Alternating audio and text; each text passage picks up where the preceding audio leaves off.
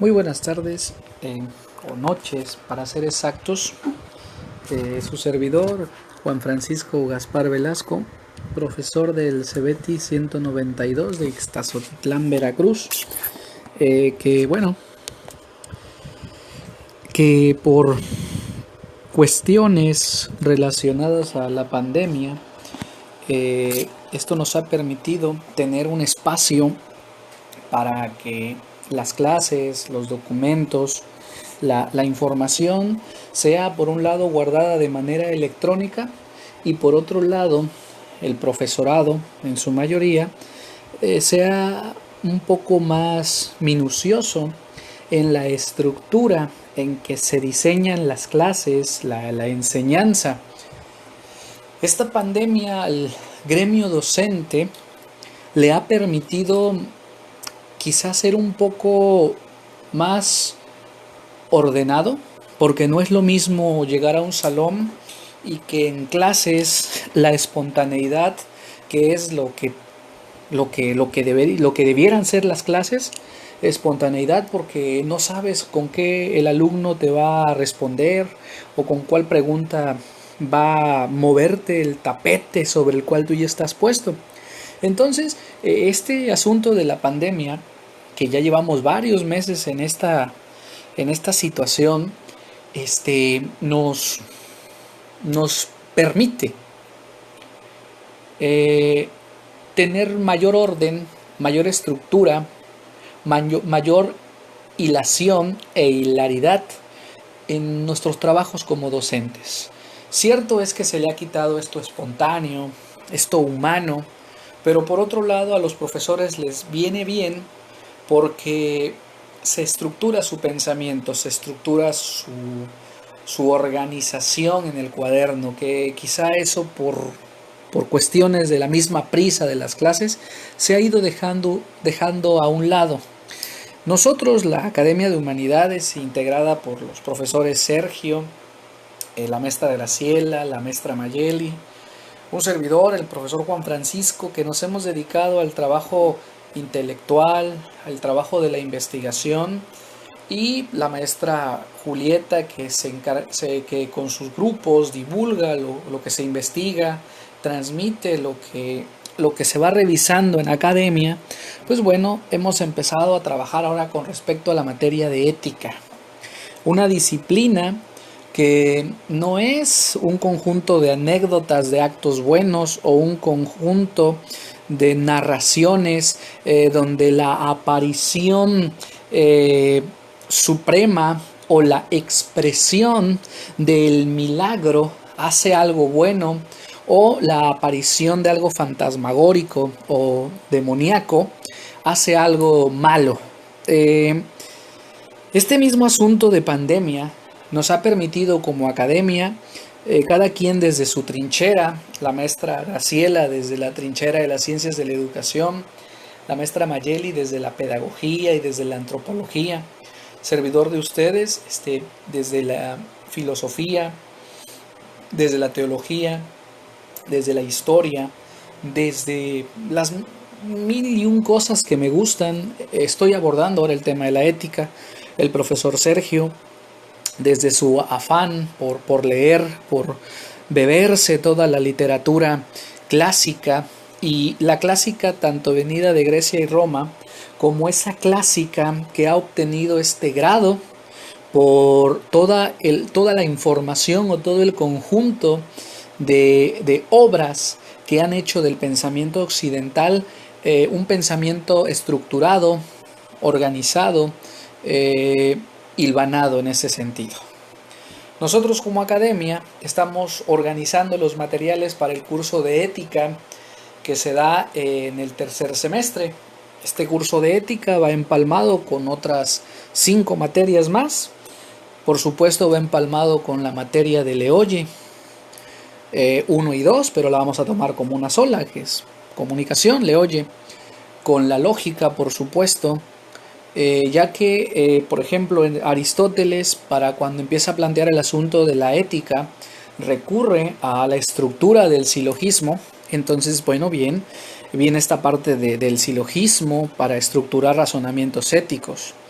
La tercera disciplina que va relacionada con la ética, por supuesto, es la filosofía o los temas de filosofía, que bueno, van organizados pensando en que el hombre es el creador de esas normas o esos referentes conductuales, sociales, personales y humanos que dirigen su andar. Una cuarta materia que viene relacionada, pues por supuesto, es ciencia, tecnología, sociedad y valores, que no es una materia, es un campo de estudio. Es un campo de estudio donde intervienen la economía, la ciencia, por supuesto la matemática, la técnica y por supuesto entra aquí el análisis y el estudio de referente a los valores. Una materia que también debe ser tomada en cuenta es la economía, ¿no? Muchos de los trabajos de la economía, y estemos hablando de la economía clásica, no propiamente la economía liberal, ya que la economía liberal está sostenida en los pilares del pragmatismo, en los pilares también del empirismo y por supuesto en ese gran referente del utilitarismo.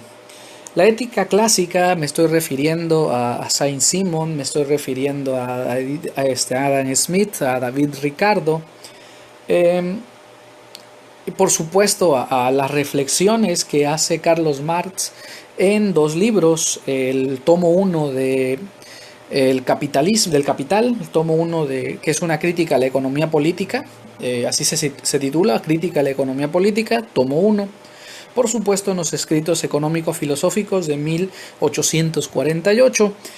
Por supuesto Engels, la escuela de Frankfurt, con Habermas, Adorno, también por ahí hay un elemento económico en Erich Fromm. Normalmente Adorno lo conocemos por su crítica literaria, a Horkheimer lo conocemos por su crítica al pensamiento ilustrado, pero estos muchachos de la escuela de Frankfurt, en sus generaciones que van desde 1922 hasta aproximadamente los años 60, trabajan mucho la economía. Por supuesto, Marcuse va a seguir con esta línea de la investigación derivado de la escuela de Frankfurt. Bien, entonces pues la ética está presente esencialmente en estas disciplinas que he mencionado. Pero periféricamente la ética se relaciona con otras disciplinas, por ejemplo, por supuesto que se relaciona con la reflexión matemática. ¿Sí? ¿Por qué? Porque mucho del fundamento ético está en la estructura normativa de las matemáticas. Véase, Ética Eudomónica, libro 1. Bien, entonces está allí relacionada por supuesto con las matemáticas.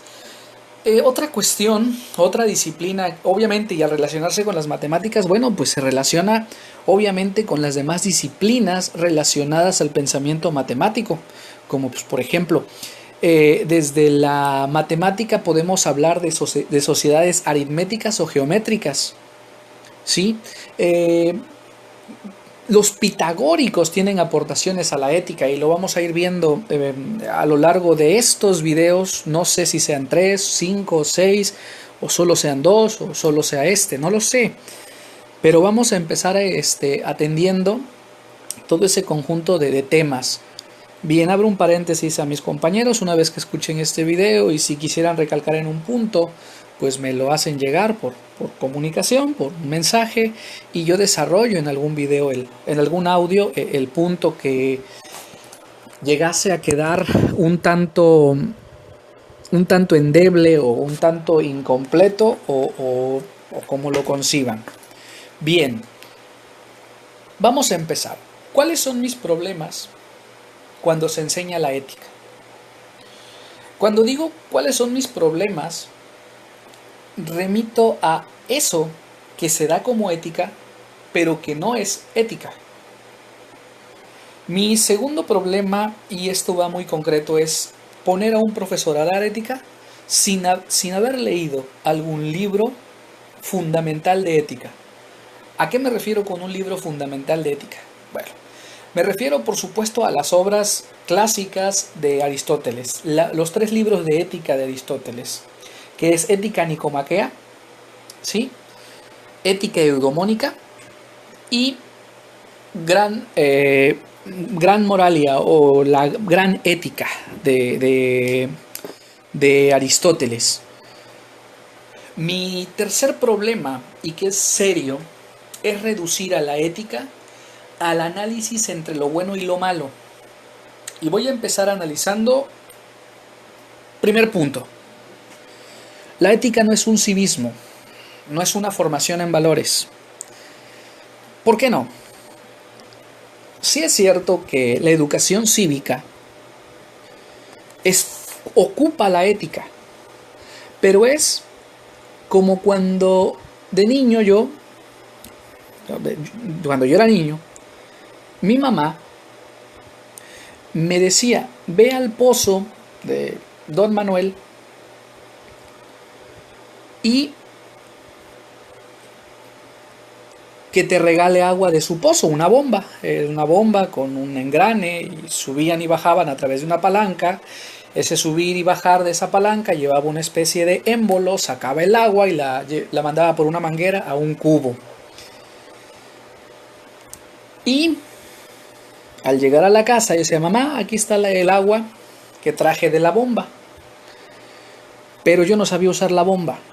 Yo iba y cargaba el agua del señor que me echaba la mano y llenaba el cubo y yo me traía el cubo. Yo era un niño y esos instrumentos yo los pude usar hasta los 12, 13 años que ya tenía un poco de fuerza. Y hombre, el señor sacaba el agua y yo lo llevaba a mi casa. Pero eso no me hacía alguien que sacara agua de la bomba. Yo era un tipo que acarreaba agua del señor que la sacaba de su bomba. Yo ya aprendí a usar la bomba mucho tiempo después. Pues eso pasa cuando damos civismo.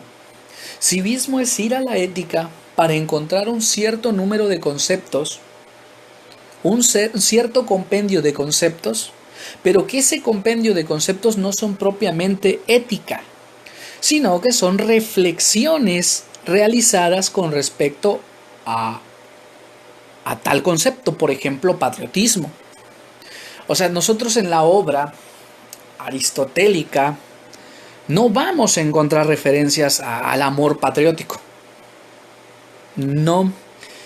Vamos a encontrar otras referencias, el amor al sumo bien, vamos a encontrar a lo supremo, vamos a encontrar la felicidad, pero no vamos a encontrar la amistad, el ejército, la justicia, pero no vamos a encontrar la idea de patria, que es esencialmente la enseñanza del civismo, la enseñanza a la pertenencia y el respeto de las reglas de una ciudad.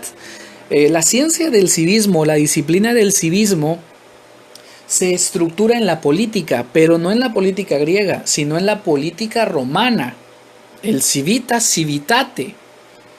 Marco Tulio Cicerón es uno de los fundadores de esta noción del civismo, de la sociedad. Es decir, el civismo es la enseñanza de las reglas de una sociedad. Y eso no es propiamente la ética. No, el civismo va a tomar agua del pozo de la ética, o va a que un señor que bombee desde la bomba de la ética ciertos conceptos que los lleve a su cubito y los lleve después a su casa, es decir, a su escuela, a su nación, a su país, a enseñarlos. El civismo se enseñó en los años 90 y a principios del siglo XX como formación cívica y ética, pero no es conjunción. No, el civismo va por un lado, que es la enseñanza de normas y conductas en una sociedad, y la ética, por el contrario, va hacia el camino del conocimiento del bien, pero no como contrario al mal. Lo vamos a ver más adelante. Es la enseñanza del bien, pero no como una rivalidad al mal. El siguiente punto es que los profesores no lean ética. ¿Por qué? Bueno, quizá porque muchos de los profesores que dan ética no hemos sido formados en la filosofía. Yo no he sido formado en la filosofía. Yo fui de metiche a la filosofía y me quedé impregnado, enamorado, encarecido por por la filosofía, pero bueno, yo fui de ahí, no tengo el método filosófico para poder aprender la ética, pero me he acercado a gente que lo conoce y hombre, parece importante, parece que es importante y desde ahí lo estoy estructurando. Los libros que se han utilizado para la ética son propiamente manuales. ¿Por qué? Porque eh, la ética de Aristóteles, el pensamiento ético griego y romano quedó oculto después del incendio a la biblioteca de Alejandría. Por supuesto, tras la invasión de los junos, la invasión vikinga al Imperio Romano, pues muchas bibliotecas fueron destruidas, incendiadas, desaparecidas o bueno, fueron desmembradas, es decir, alguien se llevó algún libro a Bizancio, alguien se llevó algunos libros a España, otros se llevaron unos libros a los Países Bajos, otros se los llevó a Rumania, exactamente, todos quedaron desmembrados, o sea, ya no era un miembro, sino que eran pedazos de libros que se fueron trasladando en distintas zonas de Europa, en Inglaterra, y bien, todo desde aproximadamente el siglo IV hasta el siglo XIV, por allí hay un renacimiento carolingio que pudo rescatar algunos fragmentos de las obras de ética, pero no solo de la ética, sino de la poética, de la retórica, de la metafísica, de la física, de la biología, etcétera. De los textos aristotélicos fueron encontrados lo que yo he leído de ética, estos libros que voy a hacer alusión a la ética. No son libros completos como los hubiese pensado Aristóteles, son fragmentos y para empezar son traducciones desde una tercera lengua. Ahorita explico lo de una tercera lengua. Entonces resulta que el profesor de ética está dando ética desde el manual o desde el libro de texto. Libro de texto que dice, ¿y en qué consiste la ética de Aristóteles? En la felicidad. Pero eso lo trata, esa noción de la ética es la felicidad en Aristóteles, se desarrolla en Ética Nicomaquea, libro 1, y permítanme corroborar, tengo aquí este conjunto de libros a los que he estado haciendo alusión, lo encontramos en el libro 1 de Ética Nicomaquea, y lo vamos a encontrar en el libro 10 de ese mismo libro de Ética Nicomaquea. Pero después vamos a encontrar el mismo apartado en Ética Eudomónica o Eudemia. Eudemia sí lo van a encontrar en Editorial Gredos. En el libro de Ética Nicomaquea lo aborda en dos capítulos, el libro 1 y el libro 10. En Eudemonia lo aborda en el libro 1. Pero, aunque traen el mismo título y aunque tratan el mismo tema, en las ediciones encontramos que el marco crítico nos lleva hacia otro camino. Por ejemplo, en Ética Nicomaquea, libro 1, se nos habla desde la felicidad, pero en función de esas tres posibilidades de actividad del hombre, que una es la felicidad, otro tiene que ver con la política y otro tiene que ver con la vida contemplativa. Pero en el libro 10, la felicidad lo concretiza en la vida política en función de la búsqueda de bienes comunes. Pero en el libro 1 de la Ética Eudemonia, ahí se trata el tema de la felicidad, pero fundamentándose en los artículos de la metafísica de Aristóteles, es decir, él se fundamenta en otros artículos de él mismo, donde trata el problema del alma, donde trata el problema del mal. Entonces, cuando vemos un libro de texto y hablamos de la ética, para Aristóteles es la felicidad, nos encontramos con este esencial problema, que ese asunto es un gran tema en la ética aristotélica y que lo va desarrollando. Y vamos a ver el asunto del placer, el asunto de la vida contemplativa, la relación entre la ética, la filosofía y por supuesto la idea de bien. En el apartado de la amistad, nosotros encontramos un asunto donde se disuelve el concepto de amistad. Pues bueno, en Aristóteles también, en estos tres apartados, en estos tres momentos de su obra de ética, se disuelve el concepto de felicidad como método, como objeto de estudio, como problema filosófico, como problema político, etc. Y para poder leer la ética aristotélica, pues hay que haber leído dos obras más de la literatura griega. Habrá que haber leído Esquilo, Tragedias, y Teogonía de Hesíodo en el apartado que se llama los trabajos y los días. Entonces resulta que el profesor de ética parte de dos problemas bibliográficos. No ha consultado las obras de donde nace esta disciplina. Y lo mismo pasa en física, todo el mundo habla de las leyes de Newton, pero sin haber leído la obra de Newton. Que ese es uno de los problemas que nos va a plantear Aristóteles al hablar del asunto de la felicidad. El estudio nos tiene que llevar a la felicidad, no debe ser una carga. Y si es una carga, ábrete. Vete a la vida contemplativa, vete a la política, vete a la artesanía, búscale por otro lado. Porque el estudio es uno de los caminos a llegar a la felicidad, lo mismo que el carpintero tiene un camino para llegar a la felicidad. Ahorita lo vamos a ir trabajando. Se enfrenta a otro problema. Los libros que le presentan como manuales de ética son manuales que solo están trabajando con frases, que solo están trabajando con párrafos de la obra en general, pero ese párrafo de esa obra en general es extraído. O sea, no está hermenéuticamente ubicado, sino que simplemente se sacó y se puso, se copió y se pegó. Y ese copiar y pegar nos llevó a una ausencia de elemento bibliográfico. Bien, el siguiente problema que se plantea aquí,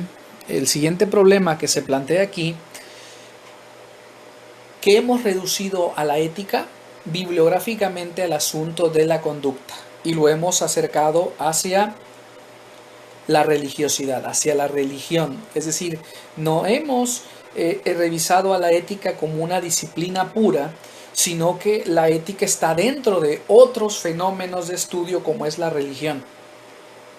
Y no es así. La religión está dentro del fenómeno ético, es decir, la religión, lo mismo que el civismo, acude a la ética, lo mismo que yo yendo a la casa del Señor por mi cubito de agua, acudo a ese pozo del agua, acudo a ese pozo de la ética para obtener conceptos, pero en la enseñanza se ha confundido a la ética al decir, oye, pero es que yo ayudé a cruzarla a la viejita la calle, por lo tanto soy éticamente bueno. Ajá, pero aquí habrá que ver qué tipo de ética es o qué pensamiento de ética es. Bien, el tercer punto, ¿sí? Que decía yo del asunto de los libros, es que nos hizo o dejó detenida la ética en Aristóteles y de ahí brincamos hasta el siglo XX.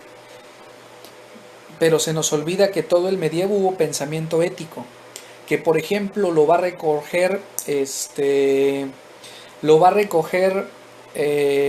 John Milton en El Paraíso Perdido y El Paraíso Recuperado, donde como el hombre, la religión yendo a la ética, a través de la figura de Adán en El Paraíso Perdido, entiende y asume el concepto de responsabilidad. O sea, la versión del Paraíso Perdido, John Milton, no es la misma versión de la caída del hombre como la del Génesis, donde el hombre es culpable, Dios le dijo, tu mujer que no coma, o sea, todo ese mito que deriva que la mujer va a parir con dolor y el hombre va a comer con el sudor de su frente y que la serpiente se va a arrastrar. No, John Milton lee otras cosas, lee Gilgamesh, lee otros referentes y entonces por favor, entonces nos da otra versión del paraíso perdido. Y es otra, sí, es otra versión de la caída de Adán y de Eva, de Adán y de Eva, de Eva y de Adán, desde otras fuentes.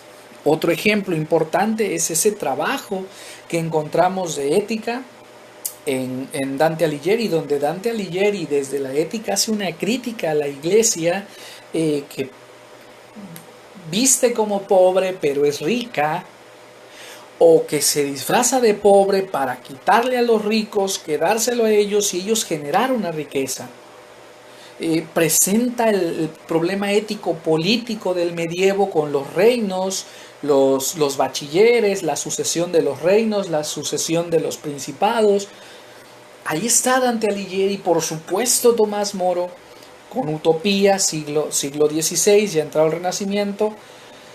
Por supuesto, Guillermo de Ockham, que todo su trabajo de la navaja de Ockham es un trabajo ético, es una reflexión ética. Voy a darme ahora yo arbitrariamente un salto, pero lamentablemente nos hemos quedado con los manuales de ética de catecismos, más que manuales de ética, catecismos, el de Ripaldi. Nos hemos quedado con Avallano, nos hemos quedado con Marciano Vidal, siglo XX, nos hemos quedado con los libritos de las editoriales escolares que a la ética la disfrazan de conductual, más que de ética, de pensamiento ético. Otra de las dificultades que encuentro con la ética es pensar que la ética se resuelve en el problema del bien y del mal. No. En Aristóteles, en Plotino, en Séneca, me van a ir saltando otros autores. Por supuesto, en los mismos estoicos, en los cínicos, la ética se aleja. Es más, el punto de origen de la referencia entre el mundo, entre la lucha del bien y del mal, es de los maniqueos, una secta, ¿sí?, que concebía al mundo como el escenario de una lucha entre dos entes del bien y del mal, que aventaban criaturas a este mundo y que al mismo tiempo enviaban a sus ejércitos, a sus ángeles, para llamar a personas y trasladarlas de un lugar del bien al mal o del mal al bien. ¿Y qué será la eterna lucha entre el bien y el mal? Es decir, una competencia entre estos dos seres demonios. Oye, pero es que el demonio es contrario al ángel. No. Deumonía, ¿sí?, alude a esos seres míticos, celestiales, que no son hombres, pero por supuesto que la Iglesia Católica les puso ángeles y que por lo contrario son demonios porque separan. No. La deumonía es ese ser que inspira a tomar un camino o a tomar un destino. Entonces unos tomaban el destino del bien y el destino del mal, etc. Ok, entonces, regreso. Visto desde la ética nicomaquea y desde visto desde la ética maniqueísta, que nos la vino a introyectar en Occidente San Agustín, hemos disfrazado a la ética de esa teorización y entre el bien y el mal. Sí es cierto que la ética trabaja el tema, pero es un tema dentro de la ética. El tema esencial de la ética viene con la felicidad y viene con el bien. Y no ve al bien como el contrario al mal. No ve a la felicidad como lo contrario a la infelicidad. No. Ve estos dos conceptos de felicidad y del bien como conceptos enteros, como conceptos universales, como conceptos integrados. ¿Y qué entendemos como universal? Lo que une lo diverso. Es decir, que el concepto de felicidad integra muchos fenómenos que pueden ser parte de la felicidad. Pero no quiere decir que se tengan todos,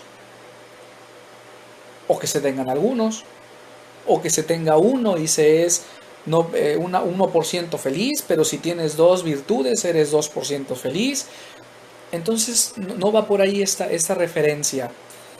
Para ir terminando este audio de 30 minutos, eh, la ética es una disciplina que Aristóteles tuvo que organizar porque se dio en cuenta que se entendía como una disciplina subsidiaria, como una disciplina paralela, como una disciplina periférica. Aristóteles le va a dar esa estructura, se la va a dar en 3 libros, que es su proyecto intelectual ético. Libros que hoy le llamamos libros, pero que en su momento son clases. Así es que terminamos así. Desde la idea de que la pandemia nos permitió a los profesores sentarnos ante un cuaderno, ante un dispositivo móvil, a escribir, a organizar, a grabar nuestras clases. De que esta pandemia nos ha quitado a los profesores ese carácter espontáneo de la educación, pero que nos ha regresado a una reflexión, hasta el momento en que la ética no es solo el agua en la cubeta, sino que es todo un pozo, hasta el gran fundador de ella, que es Aristóteles. Dejamos este primer audio, primera clase, primer media hora de reflexión, o como le quieran llamar. Nos vemos y nos escuchamos, o me escucharán, en un próximo audio.